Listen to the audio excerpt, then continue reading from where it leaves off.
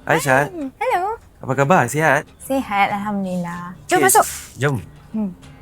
Syad, nak Ya. tanya, hari ni ada scene apa? Boleh ceritakan sikit tak? Okey, hari ni Syed ada 11 scene. Mostly dengan Kak Nadia Nisa and also Erin. So banyaklah, ada yang scene happy, ada scene macam gaduh-gaduh, ada scene nangis. Oh, okey. Nak tanya sikit, boleh tak ceritakan sikit watak Syad dalam Bidadari Tanpa Syurga ni? Okey, Syed pegang watak Aisyah dalam Bidadari Tanpa Syurga. Aisyah ni dia a very young girl yang sangat innocent, rapat dengan ayah dia, rapat manja sangat dengan ayah dia. Dia membesar bersama-sama ayah dia dari kecil. So, dia rasa semua orang dalam dunia ni as innocent as she is. Dia anggap semua orang baik, everything change. Macam tu. Macam susah je watak Syad ni. Nak tahu sikit lah, apa cabaran Syad untuk bawa watak Aisyah ni?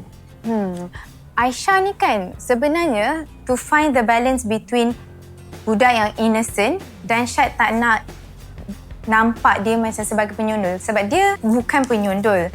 So untuk find the balance between that two agak susah dan Aisyah punya graf sebenarnya agak naik dan turun tau. So sangat susah untuk Syad macam carry the graph juga. Macam itulah. Okey, so Syad nak tanya sikit lah. Apa perasaan Syad bila dapat bergandingan dengan Abang Aaron dan juga Kak Nadia Nisa? Masa Syad tahu tu kan, sebenarnya Syad sangat nervous. Bayangkan macam growing up, I watch them dekat TV. Sekarang ni I get the chance to work with them. So Syad memang prepare myself really hard untuk be on the same level as them dalam watak ni. Okey, so untuk Syad lah. Syad, bila penonton akan tengok Syad ni nanti, watak Aisyah ni, diorang akan geram ke kesian? I think both. Ada yang akan kesian, ada yang akan geram juga. Sebab dia ada degil dia. Aisyah ni walaupun dia innocent, tapi ketegak dia ada juga. So, kita akan dapat dua team yang berbeza.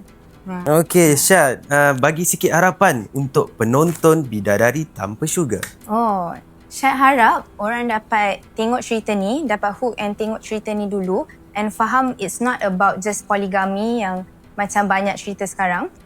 It's more than this.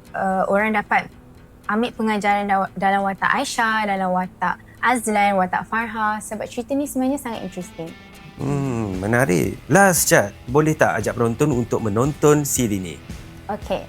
Hai, Assalamualaikum. Nama saya Syad Mutalib, memegang watak Aisyah. Jangan lupa untuk saksikan Bidadari Tanpa Syurga hanya di View. Thank you, Syad. Jumpa lagi. Assalamualaikum. Bye. Assalamualaikum.